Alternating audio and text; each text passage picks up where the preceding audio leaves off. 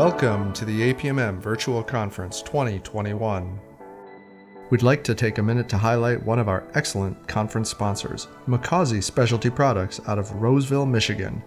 They are your leading source for oboe-modulin, pattern lumber, fine board MDF, application-specific adhesives, fillers, and supplies, as well as a wide range of lumber and plywood for your model-making needs. Let's hear a bit more from the people at McCausey Specialty Products.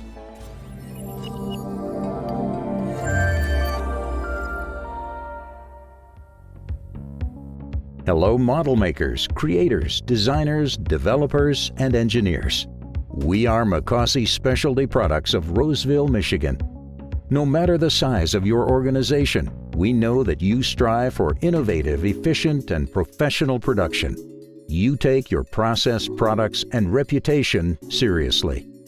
With that in mind, are you confident you're using the ideal material for your specific application? Are you consistently receiving those materials on time? And are you paying the right price? Who will advise and supply you as if they were an extension of your own business? McCausey will. At McCausey, we operate differently than most. We are fifth generation owned and operated and have served the industry for over 100 years. When you've been in business that long, you know that old school values and ethics are the true foundations for success. At McCausey, our clients operate with confidence. They have unlimited access to industry expertise and our diverse product mix. Oboe-modulin tooling boards. Oboe-modulin is recognized as the premier composite tooling board for fabricating prototypes, models, and checking fixtures because of its exceptional machining characteristics and dimensional stability. The proprietary formulation provides for a super high-quality surface finish and helps with minimizing dust dissipation. Pattern plank, pattern lumber, and fine board MDF. Our pattern plank is laminated with select-grade kiln-dried lumber, with the grain specifically oriented to improve the dimensional stability and overall consistency of each plank. We inventory a wide variety of sizes in sugar pine, alder, and mahogany for prompt delivery. For less sophisticated or one-off patterns, we also offer pattern-grade Julatong and mahogany rough-sawn lumber and fine board MDF composite panels. Adhesives, fillers, sealants, and shop supplies. Creating precise and aesthetically pleasing models, patterns, or fixtures requires compatible adhesives, fillers, and sealants. Our products are specifically formulated to match the density and traits of your chosen production material. We're your one-stop shop. At McCausey, we're known for handling what others can't, don't, or won't. Once a McCausey client, you're part of our family. Visit us online at www.mccausey.com. From everyone on the board of directors and your president, Jill Kennick, we are excited for you to join us for this valuable workshop. In this session, we will be hearing from Paul Chabala, the additive manufacturing lead for Crown Equipment, as he discusses insights into managing personnel and projects. If you have any questions, Paul Chabala and an APMM representative will be available in the chat, and we encourage you to discuss the ideas presented with the other attendees. The chat will be open until the end of the hour, and after the presentation has completed, we will have an open Q&A for the remainder of the time. And with that, let's begin. Hello, my name is Paul Chabala, and I am the acting treasurer for the Association of Professional Model Makers. I'd like to first start by thanking you for joining us on the APMM's 2021 Virtual Conference. I hope that you'll get a lot out of this conference as we have a lot to offer. One of the particular subjects that we deal with at the APMM is professional development, and I'm hoping to cover some of that today with you in this presentation on managing personnel and projects.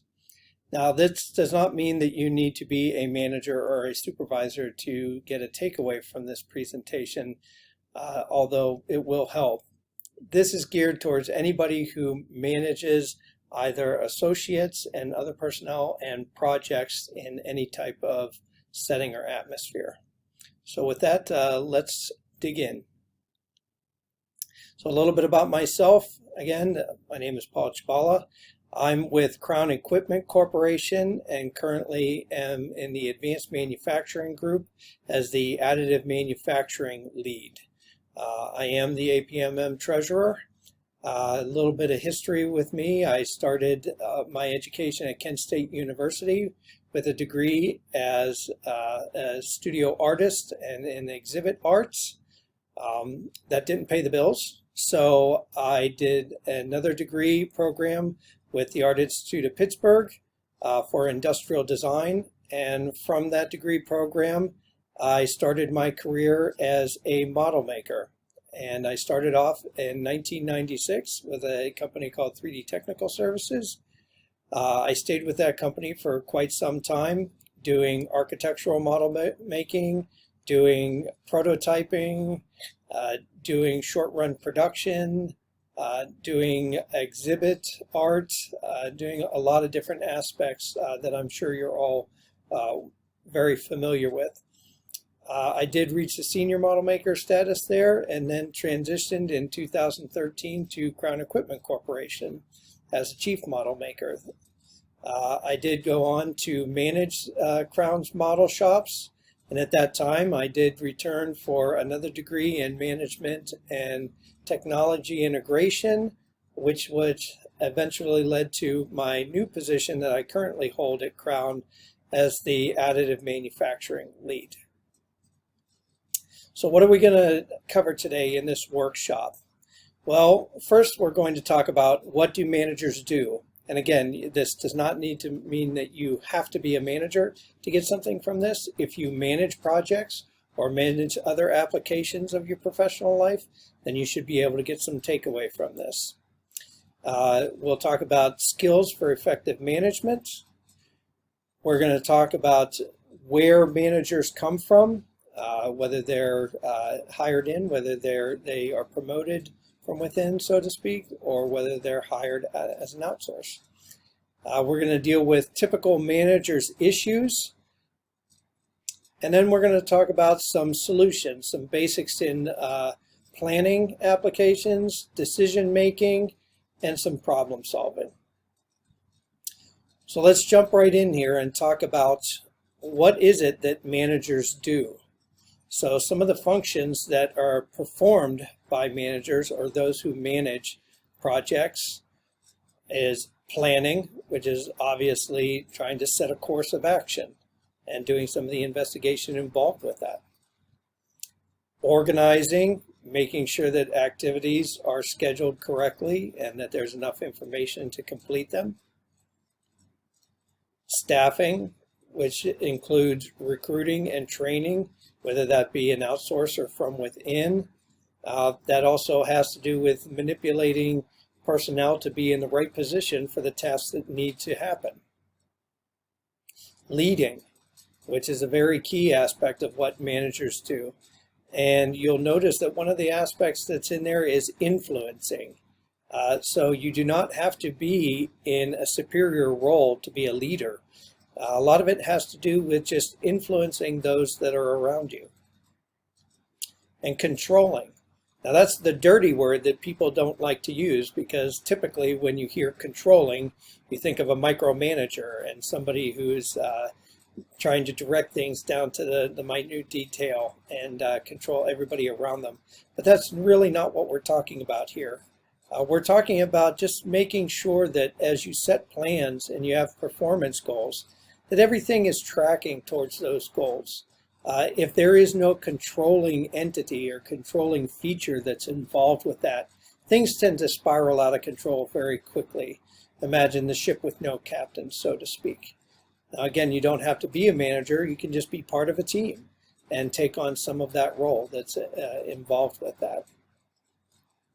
So some of the roles that managers play, whether it's by title of manager or whether you're an individual who manages aspects.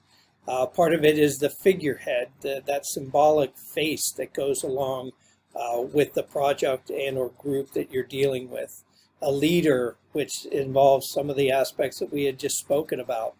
A liaison is a communicator. It's someone who interacts with many different groups.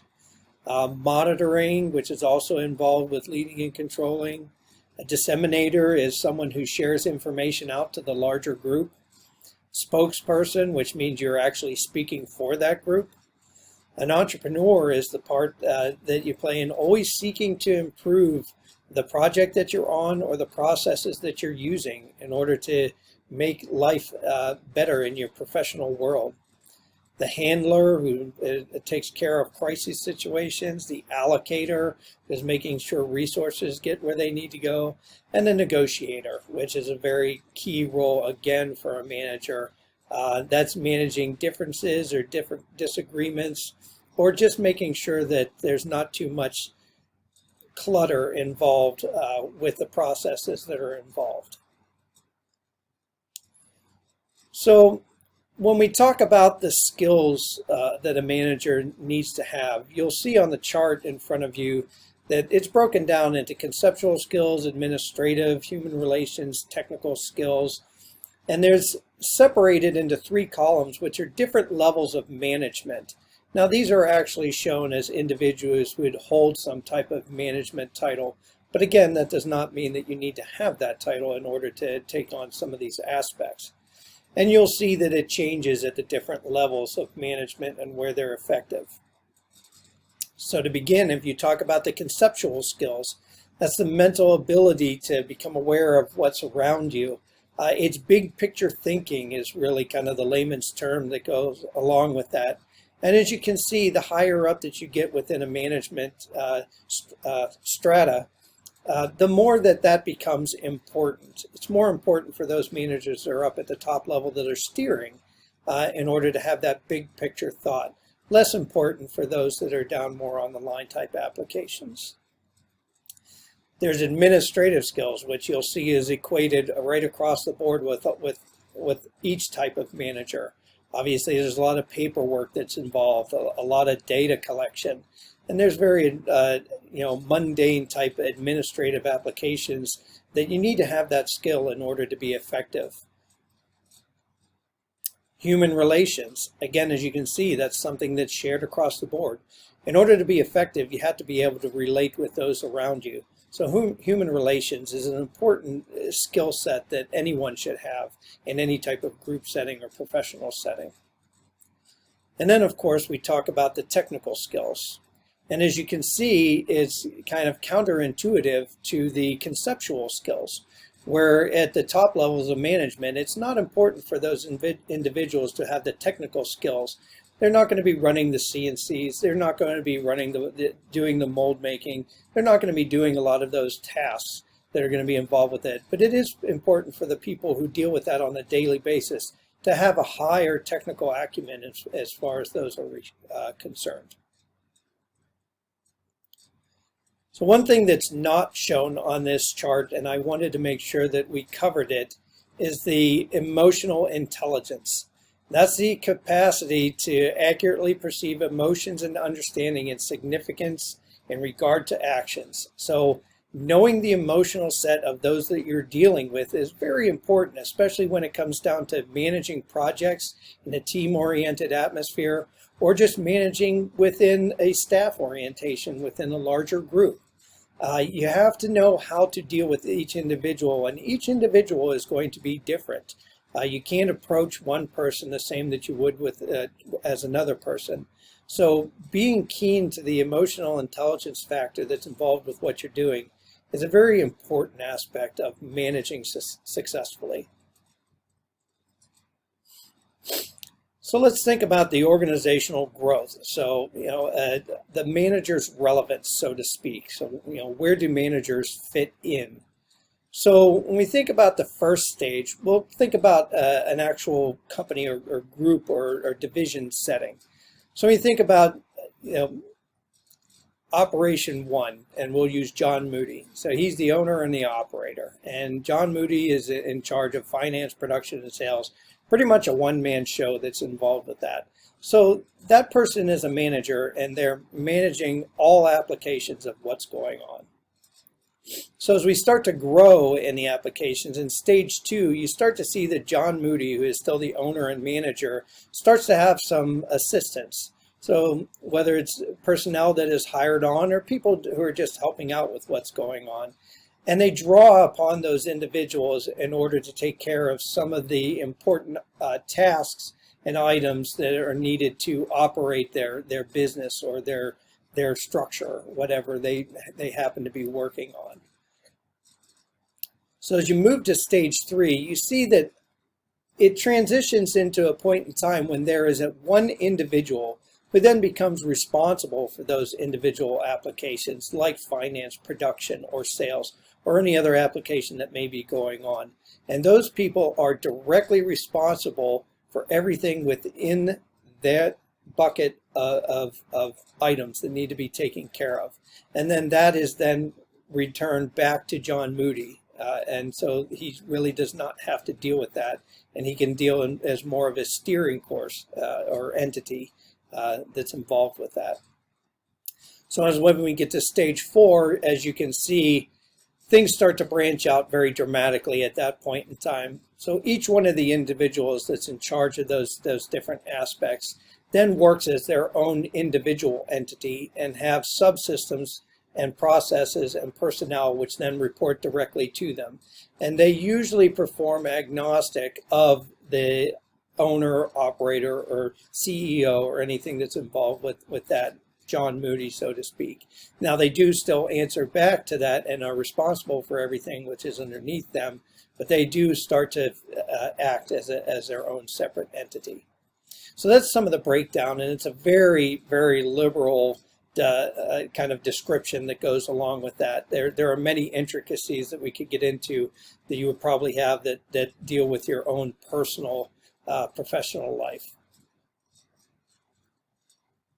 So when we think about where do managers come from? Okay, so that's a big question. So external hiring is the first one that we'll cover.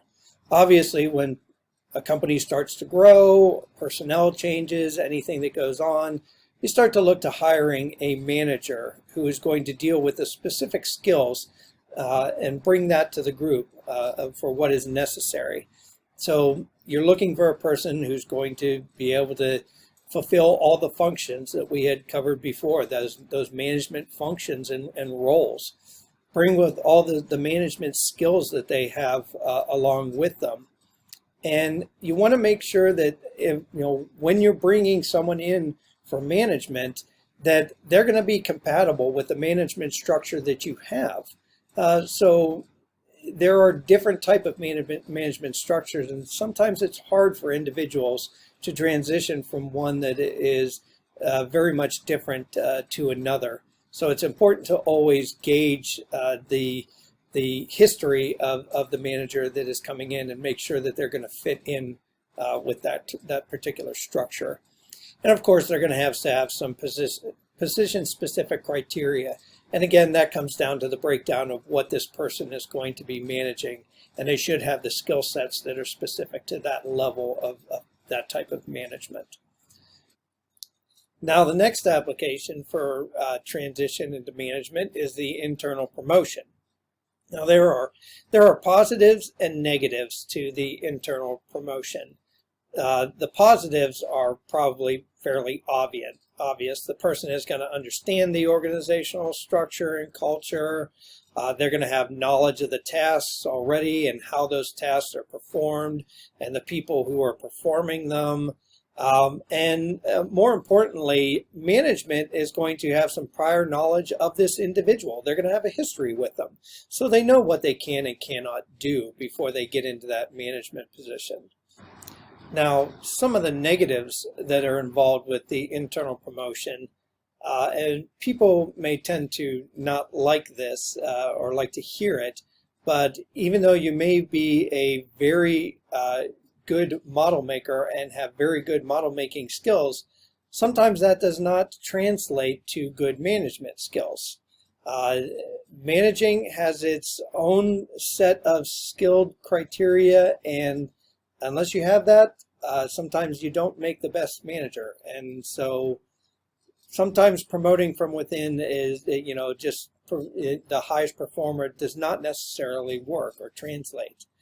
Also that's involved with that in the promotion of the highest performer, although most times it is warranted, is that you're going to leave a gap behind that person. So you're taking away your heaviest hitter, and you're putting them into a new position, and they will have new responsibilities that they will not be able to share with their old position. So you're going to leave a gap. Now, if everything has been moving along the way that it should be, you should be able to have talented personnel that should be able to fill those gaps, and hopefully that is the case during the internal promotion scenario. So what are some issues that managers have to deal with? Well, you have the day-to-day issues. So that's the daily and weekly project oversight and personnel oversight that goes on. The daily and weekly administrative responsibilities, which is all the paperwork that I talked about. And then, of course, there is the daily unknown. The manager has to know that on any given day, even with the best planning, something unknown is going to occur during that day, and it's going to be the manager's responsibility to deal with that. So fostering team performance is a big issue that managers have to deal with.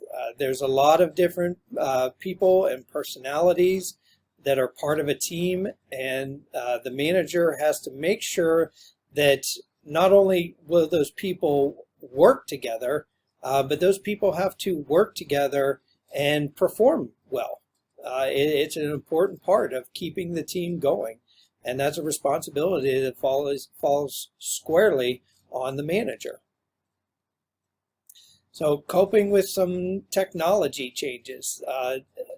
Technology is always advancing, and everything we do is advancing, particularly in the model making world. I mean, there's always new technologies and new materials coming out and new processes that are involved with everything, and it grows at a rapid pace, and the manager has to cope with that and make sure that the team is getting the best tools in their hands in order to perform effectively and efficiently. So adjusting to organizational shifts is a big aspect. People get promoted, people leave, people take on new positions in different departments, people retire. There's always an organizational shift. Sometimes it's through growth. A new department is formed, and personnel has to be shifted from one department to another. And that is up to the managers in order to make sure that everyone is coping with the constant changing that's going on and still performing the way they need to perform. And of course, the manager's nightmare is responding to crisis. So when something happens, it is the responsibility of the manager in order to respond to that and take the leadership roles that are involved with that. And the most glaring recent activities that we can speak of is the COVID scenario. And a lot of companies and a lot of model shops have had some difficult times going through this COVID scenario. And those companies and those model shops and those departments that have been able to weather the storm as best as possible usually have very good managers that are involved with getting beyond that. And if you want to think to what an effective manager can do, look to those departments and those companies that have managed through the current COVID scenario, and you'll find good managers. And of course, the number one resource that's involved with a manager, and the number one issue is time. Everything that a manager deals with is on a timely basis, and time is ticking away, and the manager beats to that drum. So the manager always has to remember that is their number one resource that's available to them. So how do we deal with some of those issues that we just spoke about? Well, we can talk about planning. Planning is an important way to deal with any type of issue.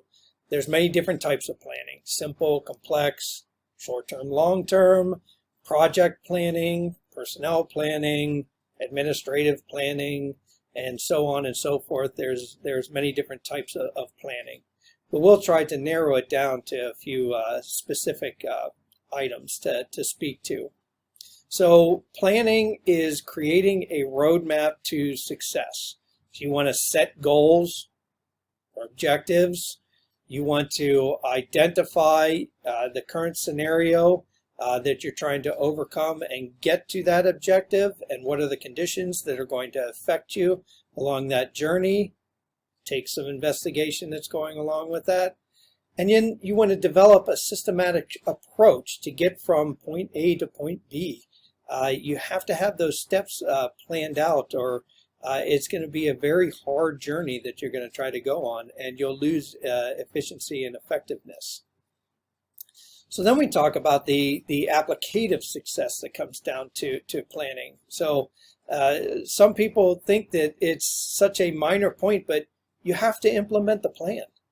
You can do all the planning and all the research, and you can look at all of the conditions that are going to affect you. You can do all of that work and set up a great step-by-step plan. But if you don't implement it effectively, then it's all for naught. I mean, you've lost all that time. And then you have to continuously monitor that plan once you've implemented it. Continuously, always looking over, are we tracking right? Are we doing everything that we need to do according to the plan? And then you need to answer the question, are we doing it effectively? And if the answer is no, then you need to reevaluate, and you have to go back, whether it's starting from the beginning with a new plan or whether you're adjusting on the fly. So the other important thing to have is a contingency plan, is to think ahead and say, okay, should this happen, then this will be how we deal with that scenario. So say you lose a material supplier, they go out of business, they're no longer producing the material that you need. How are you going to adjust? So it's always good to have those contingency plans in your back pocket so that you're able to manage effectively and not lose too much resource time. And then, of course, there's the scenario plan. So this is while you're doing all of your planning and you're doing all of your investigation, is to come up with another scenario and say, okay, well, maybe things will change. Something may occur in the future that would cause me to have to completely shift the method that I'm using in order to get from point A to point B. And we always try to do our best as managers to try and have that second scenario, or even third and fourth scenario, ready and waiting to be implemented, or at least investigated at that point in time. So when we think about, well, what could go wrong if you don't plan? Well, you wind up with the non-planner's paradox, as what we like to call it. So a supervisor, manager, or individual who is part of a team that does not plan usually winds up to unforeseen obstacles, problems, and deadlines occurring. And of course, then the anxiety goes up because we haven't planned for it and we don't know how to deal with it. So we're losing resource time that's involved with whatever we have to deal with. And of course, you spend all your time putting out those fires or trying to figure out how to solve those scenarios. And you're losing that resource time. And because you've lost the resource time, then you don't have the resource time in the first place to spend time planning for the next scenario. So it's that loop, it's that paradox that you want to try and get away with. So always, always, always make time to plan. It will help you in the long run.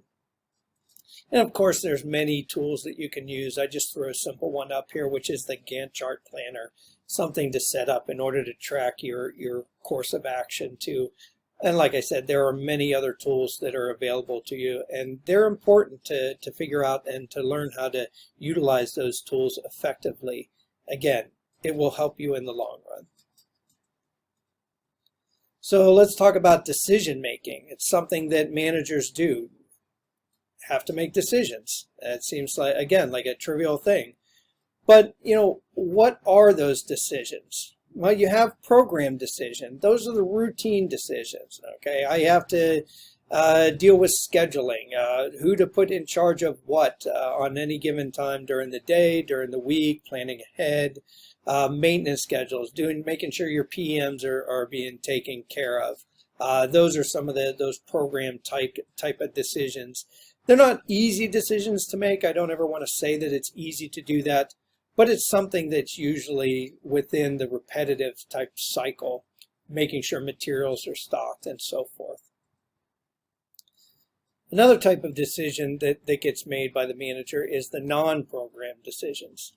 Now, these are the ones that are usually a little bit more involved. They happen less often, hopefully. If you're a manager, you want them to happen less often, but they require a very unique response. So therefore, it takes a little bit more input to make non-program decisions. For an example of this would be deciding on a new piece of machinery, employees' performance reviews, or any type of emergency that may occur, or just a non-scheduled scenario that happens that requires a decision to be made. That falls into the non-program decision category. So anytime you're making a decision, it's important to break down the decision. The thought doesn't just pop into your head and then you go. And if that's the way you're operating, then you may wind up into a little bit of trouble over time. The first thing to do when making a decision is to make sure that you're defining what needs to be decided upon. And then, of course, you're going to move on to developing not just one scenario. It's always important to have a couple of scenarios in mind when you're making a decision. I could do this, I could do that, we could do this, we could do that, or we could do this other thing. Have a couple of options available to you instead of just focusing on one type of solution, because sometimes it doesn't always pan out, and it's good to have other options available to you. So then you're going to collect information that's involved with each one of those scenarios. If I choose this, then that. If I choose this, then that. If I choose that, then that. So you're going to collect some information. And then, of course, you're going to weigh them all against each other, and you're going to select the best alternative out of those in order to choose. And then again, we go back to that all-important task of implementing the decision. It's a very important step. If you're not decisive and the decision does not get made, you wind up losing resource time and you wind up losing efficiency and effectiveness. So make sure that you do implement your decision. And then, of course, you're going to have to follow up and evaluate on that decision. So nobody makes the best decision 100% of the time. We're all fallible. So it's important to evaluate it, follow up on it, and then change if necessary. Don't fall into the trap of saying, I've made the decision and now I have to stick with it. Make sure that you're always available to changing the decision, going with the best option. So when you think about decision making, there's decision making and then there's problem solving. Decision making has an opportunity factor to it. So there's a chance for development or improvement or a solution or outcome. You're making a decision on a determining factor that is driving towards something. Problem solving means that is exactly that. A problem has occurred.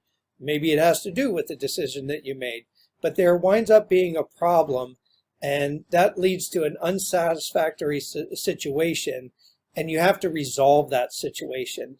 So that kind of decision has a little bit of a different weight to it, although you can follow the same process in order to make that type of a decision.